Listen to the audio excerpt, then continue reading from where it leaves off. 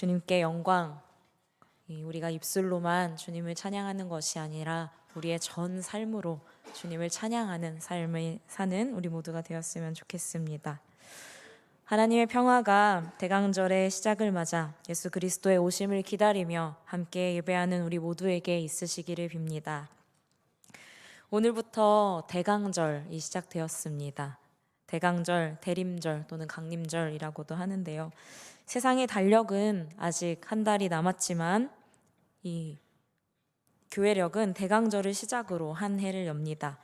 교회력은 예수님의 생애 주기를 따르고 있는데요. 신기한 것은 이 예수님의 생애 주기를 기준으로 한 교회력은 예수님의 탄생을 기점으로 시작되는 것이 아니라 아직 예수님께서 태어나시기 전에 시작된다는 것입니다. 성탄절은 전 세계적으로 기념하는 축제의 날입니다. 성탄절이 되면 기독교인이든 비기독교인이든 기뻐합니다. 그리고 이날을 특별하게 보내기 위해서 기쁜 마음으로 준비를 합니다. 그러나 교회력의 시작은 이 성탄절 당일처럼 축제와 같은 그런 화려함에서 시작되지 않고 오히려 그 반대인 어둠 속에서 하나의 초를 밝히고 그 날을 기다리는 것에서 시작됩니다. 우리의 신앙은 이처럼 이미 빛이 주어진 상태가 아니라 빛을 갈망하며 간절히 기다리는 것에서, 그 시간에서 그 본질이 시작됩니다. 우리가 무엇을 기다릴 수 있는 이유는 기다리는 그것이 오리라는 희망이 있기 때문입니다. 만약 올 거라는 희망이 전혀 없다면 아무리 오래 머물러 있어도 그것을 기다린다라고 말하기 어렵겠죠. 그렇기 때문에 기다림과 희망은 서로 뗄래야 뗄 수 없는 한 몸과 같습니다. 따라서 기다림은 다른 말로 희망이라고도 할 수 있습니다. 대강절의 기간 우리는 한 주에 하나씩 초를 밝힙니다. 꺼졌네요. 한 주에 하나씩 보라색 초가 켜져 있어야 된다. 희망을 밝힙니다. 우리가 오늘 밝힌 초는 희망을 상징하는 초입니다. 예수님 오실 그때에 대한 희망입니다. 오늘 본문의 말씀은 이렇게 시작합니다. 36절의 말씀입니다. 그러나 그 날과 그때는 아무도 모르나니 하늘의 천사들도 아들도 모르고 오직 아버지만 아시느니라. 아멘. 그 날과 그때가 언제죠? 예수님 다시 오시는 때입니다. 다른 말로 세상의 끝날을 말하기도 합니다. 또 다른 말로는 종말이라고도 할 수 있겠습니다. 사람들은 흔히 종말을 얘기할 때 지구의 멸망이라고 상상을 합니다. 그래서 과거에 공룡이 멸종했던 때처럼 이 소행성이 충돌하거나 화산이 터져서 온 세상이 재로 또는 불로 뒤덮이는 모습을 상상하곤 합니다. 그래서 긴급 식량을 비축하기 위해서 이 라면이나 물 등을 미리 사놔야 되지 않을까라는 생각을 하기도 하고, 실제로 어떤 이들이 몇 년도 몇 월 며칠에 지구가 멸망한다더라 라는 이야기를 하면 그 말이 실제로 일어나든 일어나지 않든 혹시나 하는 마음에 그 대비하기 위해서 마트로 달려가서 물이나 라면, 휴지 등등을 사 모으는 일들이 종종 있어 왔습니다. 그러나 이사야 2장 4절 말씀에는 그날에 대해서 이렇게 묘사합니다. 이사야 2장 4절 말씀 제가 읽어보겠습니다. 그가 열방 사이에 판단하시며 많은 백성을 판결하시리니 무리가 그들의 칼을 쳐서 보습을 만들고 그들의 창을 쳐서 낫을 만들 것이며 이 나라와 저 나라가 다시는 칼을 들고 서로 치지 아니하며 다시는 전쟁을 연습하지 아니하리라. 아멘. 그때 하나님께서 나라 사이의 분쟁을 멈추시고 규칙을 다시 세우실 것인데 무기인 칼을 쳐서 보습을 만들고 창을 쳐서 낫을 만들 것이며 민족들끼리 서로 칼을 들고 싸우지 않을 것이고 그리고 전쟁을 연습하지도 않을 것이다 라고 말씀하십니다. 여러분, 칼과 창은 이 전쟁과 폭력을 상징합니다. 생명을 파괴하는 도구죠. 그것이 이 농기구, 이 사람이 먹을 식량을 만들어낼 수 있는, 식량을 만들어내는데 사용되는 농기구로 바뀔 것이라고 합니다. 살인 도구가 생명을 살리는 도구로 바뀌는 날, 평화와 회복의 날이 마지막 때라고 성경은 말씀하십니다.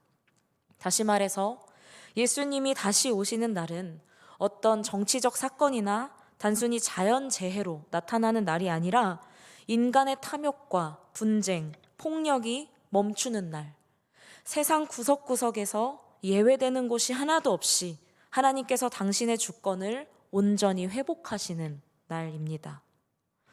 이 날이 예수님 오시는 날이라면 여러분 너무나 기다려지지 않으십니까? 아멘이십니까? 그러나 이 기다림의 시간은 누구에게나 어렵습니다. 이 날이 당장 내일이나 모레 온다면 이 기다림 또한 즐겁게 보낼 수 있겠지만 그때가 언제 오는지도 모르는 상황에서는 기뻐하면서 그 시간을 기다리기가 어렵겠죠. 그래서 하나님께서는 우리에게 기다림의 시간을 어떻게 보내야 하는지를 알려주십니다. 먼저 하나님께서는 그 날이 올 때의 징조들에 대해서 우리에게 알려주셨습니다. 오늘 본문에서 조금 더 앞으로 올라가서 마태복음 24장 3절 말씀을 보시면 제자들이 예수님께 질문합니다. 제가 읽겠습니다. 예수께서 감람산 위에 앉으셨을 때에 제자들이 조용히 와서 이르되 우리에게 이르소서 어느 때에 이런 일이 있겠사오며 또 주의 임하심과 세상 끝에는 무슨 징조가 있사오리이까? 예수님의 대답, 마태복음 24장 4절부터 12절의 말씀을 요약하면 이렇습니다. 그 세상의 끝날엔 이런 징조가 있을 것인데 자신이 그리스도라고 말하는 사람들이 많은 사람들을 속일 것이고 여기저기서 전쟁이 일어난 소식, 또 전쟁이 일어날 것이다 라는 소문이 나며 나라와 나라, 민족과 민족이 대적하고 기근과 지진이 일어날 것이며 거짓 예언자들이 나타나고 사람들이 서로 미워하고 불법이 성하여 사랑이 식어간다 라고 예수님은 대답하십니다. 지금 아닙니까?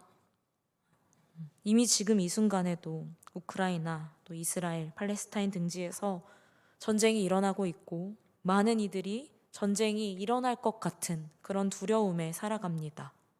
지진 피해 소식들, 기아 문제들, 이런 문제들로 세상이 앓고 있고 사이비와 이단들이 세상의 판을 흔들고 또 서로 미워하는 일은 교회 안에서나 밖에서나 아무렇지 않게 일어납니다. 성경은 이 모든 일이 징조라고 말합니다. 그런데 앞서 얘기한 이런 일들이 지금만 일어나고 있는 일은 아니죠. 이미 오랜 과거에서부터 계속해서 있었던 일입니다.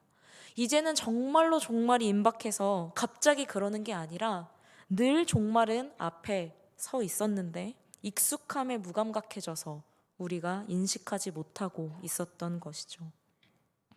마치 예수님 오실 날이 아직 먼 것처럼 2000년 전에도 곧 올 것처럼 그렇게 준비했는데 아직 2000년 동안이나 안 오셨는데 금방 오실까? 그런 의심을 품고 지금 이 삶이 영원히 지속될 것처럼 그렇게 살아가는 우리에게 예수님께서는 말씀하십니다.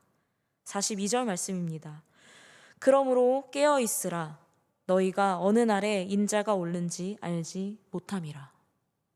그러므로 깨어 있으라. 창세기의 노아의 이야기를 한번 떠올려 보겠습니다. 37절에서 39절의 말씀에 노아를 말씀하시는데요. 하나님께서는 이 홍수로 세상의 심판을 내리시기 전에 노아에게 방주를 지어서 그때를 준비하라 라고 하셨습니다. 노아는 방주를 지으면서 정확하진 않지만 약 100여 년 정도 되는 시간 동안 사람들에게 경고를 했습니다.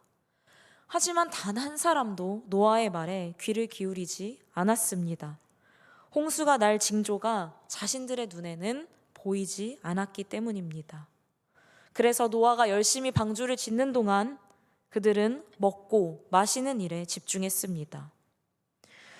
물론 먹고 마시는 일은 인간이 살아가는데 가장 기본적인 욕구입니다. 맛있는 거 먹는 거 너무 좋고 마시는 거 너무 좋습니다. 따라서 이 자체가 심판의 대상이 될 수는 없습니다. 하지만 여기서 문제가 되는 것은 죄를 많이 지어서 정말 세상이 너무나 혼란스럽고 너무나 아파하고 있는 이때, 이 회개하고 기도해야 하는 이때를 외면하고 탐욕스럽게 자신의 욕심만 채우느라 먹고 마시는 일에만 사람들이 집중을 했다는 것입니다.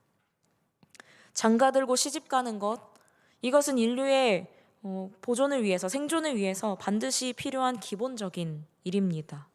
문제는 장가 가고 시집 가는 것이 그 시대의 특징이 되어버렸다는 데 있는 것입니다. 이들에게는 그저 이 땅에서 누릴 수 있는 것들을 넉넉히 누리고 그것을 쟁취하는 것에만 관심이 있었을 뿐 하늘에 대한 소망도 없었고 이것을 필요로 하지도 않았습니다. 영적인 일에는 전혀 무관심하고 있던 그들은 노아를 통해서 경고하시는 하나님의 뜻을 깨닫지 못했고 무시했고 하나님의 심판을 결국에는 면치 못했습니다. 그러나 노아는 하나님의 말씀을 믿고 언제 올지 모르는 그날을 준비했습니다. 우리도 마찬가지입니다. 예수님께서 언제 오실지 알 수 없지만 그날을 항상 깨어 준비하는 사람은 그날이 갑자기 온다고 할지라도 두려워하지 않고 마치 우리가 그 날 가운데 살고 있었던 것처럼 기쁨으로 맞이할 수 있습니다. 노아가 방주를 지었다면 우리는 어떤 모습으로 깨어 준비를 해야 할까요? 오늘 본문은 아니지만 로마서 13장 12절에서 14절 말씀을 함께 보기 원합니다. 제가 미리 드리질 못했는데 로마서 성경 있으신 분들은 로마서 13장 12절에서 14절 말씀을 함께 찾으시면서 봐주셨으면 좋겠습니다. 제가 읽겠습니다. 밤이 깊고 낮이 가까웠으니 그러므로 우리가 어둠의 일을 벗고 빛의 갑옷을 입자.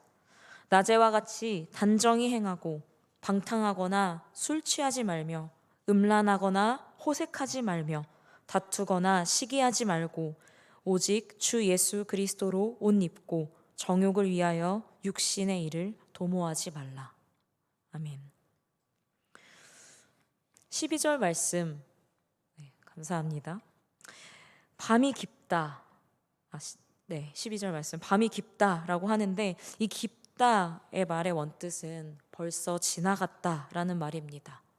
또 낮이 가까웠으니에서 가까웠으니는 이미 임한 것이나 다름없다라는 뜻입니다.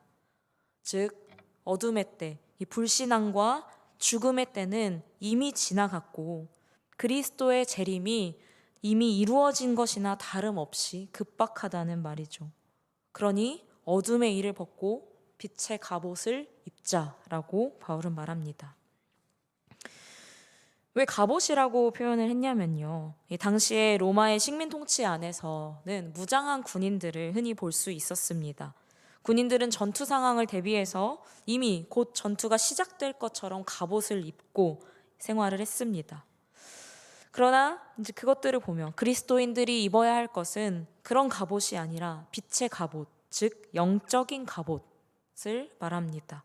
영적인 갑옷을 어떻게 입냐면 13절 말씀인데요.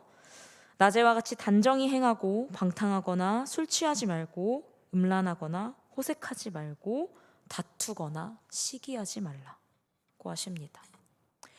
방탕하거나 술 취하지 말라.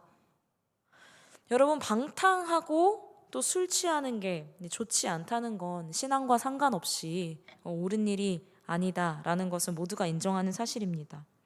바울이 지금 이 당연한 말을 하는 이유는 단순히 도덕적인 권면을 하기 위함이 아닙니다.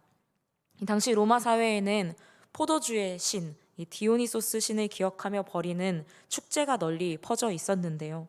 이 날이면 사람들이 이 포도주의 신을 찬양하면서 밤 늦도록 행렬을 하고 그리고 술과 쾌락에 자기 자신을 내맡기는 일이 흔했습니다. 바울은 이러한 문화가 세상에 퍼져 있는 것을 경계하면서 그리스도인들은 이들처럼 이 세상의 어둠 속에서 방탕하고 또 술 취함에 휩쓸리는 삶이 아니라 마치 한낮에 밝은 빛 아래 서 있는 사람처럼 절제와 분별을 지닌 삶을 살아야 한다는 것을 강조한 것입니다.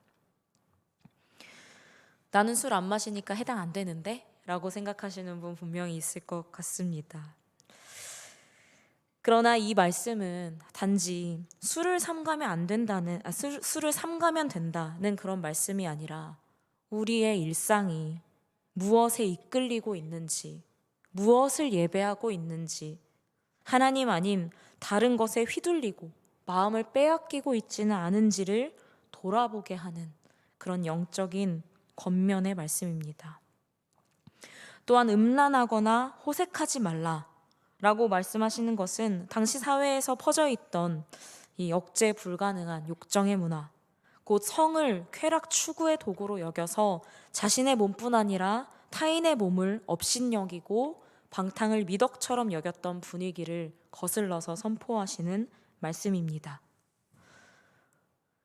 바울은 이런 이 문화적 배경 속에서 단지 성적 행위를 금하는 그런 금욕주의적인 명령을 하는 것이 아니라 하나님이 주신 내 몸을 존중하고 내 몸뿐만 아니라 타인을 해치는 그런 왜곡된 성문화를 거부하는 신앙적이고 윤리적인 선언을 하고 있는 것입니다.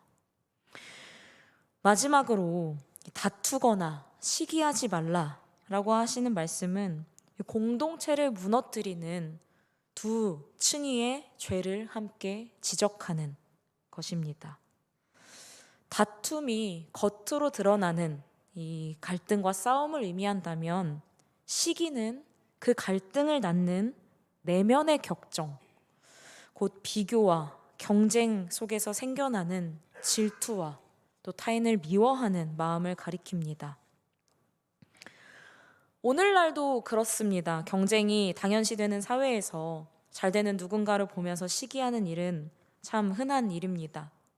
바울은 이 경쟁이 당연시되는 사회에서 사람을 서열화하고 또 우열을 가르고 편견을 가지고 사람을 대하는 것, 누가 누구보다 낫다, 저 사람보다는 내가 낫다 라고 그런 우월감을 조장하는 모든 태도가 결국에는 공동체를 불신과 분열로 몰아넣는 것을 보았고, 그래서 지금 이렇게 권면하고 있는 것입니다.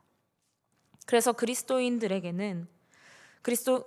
바울은 그리스도인들에게 이 겉으로 드러나지 않는, 눈에 보이지 않는 마음의 뒤틀림부터 겉으로 드러나는 이 언행의 충돌까지 세상의 논리에 휘말려서 서로를 해치는 모든 싸움을 거부하고 빛의 갑옷을 입은 사람답게 존중으로 또 사랑으로 관계를 세워가라 라고 권면하고 있습니다. 교회 안에서 이 우월감, 사람을 서열화하는 것, 그것은 이 구원을 바라보는 관점에도 반영이 됩니다. 저 사람 저러다가 구원 못 받을 것 같아. 구원 못 받은 사람 같아. 라고 이런 판단을 하게 만들죠. 오늘 본문으로 다시 돌아가서 본문 40절, 41절을 함께 읽어보겠습니다. 40절, 41절의 말씀입니다. 한 목소리로 읽겠습니다. 시작. 그때에 두 사람이 밭에 있음에 한 사람은 데려가고 한 사람은 버려둠을 당할 것이요. 두 여자가 맷돌질을 하고 있음에 한 사람은 데려가고 한 사람은 버려둠을 당할 것이니라. 아멘. 한 사람은 데려감을 당하고 한 사람은 버려둠을 당한다. 여러분, 하나님께서 우리 중에 누구를 데려가시고 누구를 냅두실까요? 이 말씀은 누가 구원받고 누가 버려지는지를 구분하려는 말씀이 아닙니다. 이 말씀은 마지막 때가 거대한 폭발처럼 일어나는 극적인 사건이 아니라 우리가 밭을 갈고 맷돌을 돌리는, 그러니까 우리가 일상생활을 하는 그 평범한 그 자리에 한복판에 찾아온다는 사실을 비유적으로 하시는 말씀입니다. 똑같은 일을 하며 똑같은 일상을 살아가는 사람들 속에서도 누군가는 깨어있고 누군가는 준비되지 않을 수 있다는 것을 말씀하시는 것이지, 두려움을 조장하거나 구원받을 백성, 구원 못 받을 백성을 구분하시려는 말씀이 아닙니다. 그래서 예수님께서는 누가 남고 누가 사라질 것인가, 그것이 아니라 그러므로 너희는 깨어있으라는 말씀에 초점을 두십니다. 지금 이 순간의 삶을 하나님 앞에서 성실하고 깨어있는 마음으로 살아가라고 부르시는 것입니다. 많은 이단들이 이 말씀을 근거로 사람들을 두려움에 떨게 만듭니다. 그렇게 만듦으로써 포교 활동을 하는데요. 이것은 이 준비한다 라는 말을 위기 상황에 대비해서 긴장하면서 살아가는 태도, 긴장하며 살아가는 태도로만 이해했기 때문에 나타나는 반응입니다. 하지만 깨어있음은 이 단순한 긴장이 아니라 지금 이 순간을 바르게 사는 그 삶의 태도를 의미합니다. 두려움에서 비롯된 기다림은 사람을 소진시킵니다. 하지만 사랑에서 비롯된 기다림은 사람을 깨어있게 만듭니다.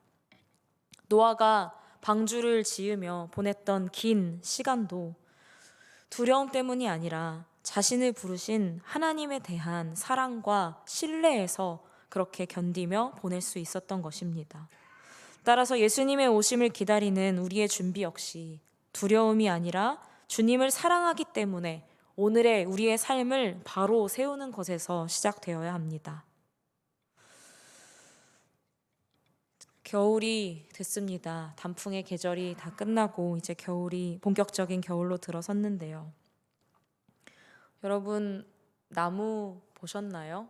뜬금없이 웬 나무야 하시겠지만, 어제 길을 걸어가며 잎이 떨어져서 앙상해진 나무를 이렇게 보면서 말을 걸었습니다. 잎이 다 떨어졌구나. 이 추운 겨울 잘 보내고 또 내년에 예쁜 꽃을 보여줘, 이렇게 얘기를 하고 있었는데, 자세히 보니까 벌써 잎눈이 이렇게 올라와 있는 거예요. 나무에. 잎이 떨어졌다고 저는 그 나무가 말랐다고 생각했는데 벌써 내년을 준비하고 있더라고요. 멈춰 있는 게 아니라 벌써 봄을 맞이할 준비를 하고 있는 이 나무를 보니까 왠지 힘이 나기도 하고, 그리고 이 대강절의 기간, 이 기간뿐만 아니라 주어진 인생을 이 나무처럼 미리미리 준비하며 보내야겠다라는 생각이 들었습니다. 낮이 짧아지고 밤이 길어지는 계절, 촛불을 하나씩 켜서 어둠을 밝히는 새로운 신앙의 시간이 되었습니다. 2000년 전 오신 예수님을 기억하는 기간이면서 동시에 다시 오실 예수님을 기다리는 이 기간. 이미 세상은 어둠의 징조들로 가득하지만 우리는 그 속에서 빛을 바라보며 기다리는 사람들입니다. 노아가 방주를 지어서 그때를 준비했듯 우리는 빛의 갑옷을 입고 살아가는 사람들이 되어야 합니다. 시대의 욕망을 거슬러서 걷고 경쟁과 시기가 아닌 사랑으로 살아가는 사람들이 되었으면 좋겠습니다. 그러려면 말씀 앞에서 우리의 모습이 지금 어떠한지, 나는 간절히 예수님을 기다리고 있는지, 그리고 그 기다림을 정말 깨어있음으로 준비하고 있는지 돌아봐야 합니다. 기다림의 시간을 헛되이 보내지 않고 우리의 삶에서 빛의 흔적을 남기며 주님 오실 그때를 깨어 준비하는 우리 모두가 되기를 바랍니다. 우리 함께 주신 말씀 기억하시면서 또 이 시간 잠시 우리 스스로를 돌아보시면서 나는 정말 주님의 때를 준비하고 있는지, 깨어 준비하고 있는지 그렇게 돌아보시면서 잠시 침묵으로 기도하시겠습니다.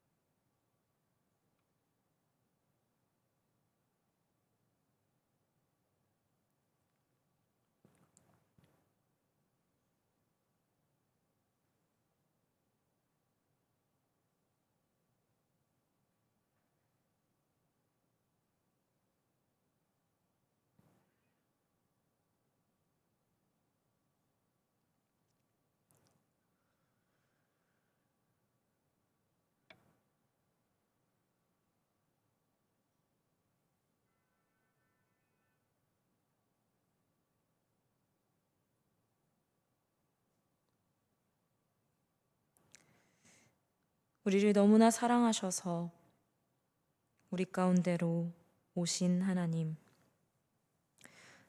대강절의 첫 주일 우리에게 말씀을 통해 깨어 있으라 하신 주님의 가르침에 감사드립니다.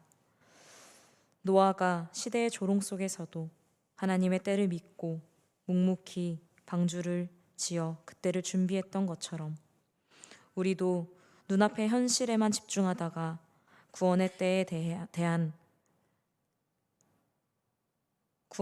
대해서 무감각해지지 않게 하여 주시고 주님의 날을 소망하며 경건하게 살아가는 사람들이 되게 하여 주옵소서.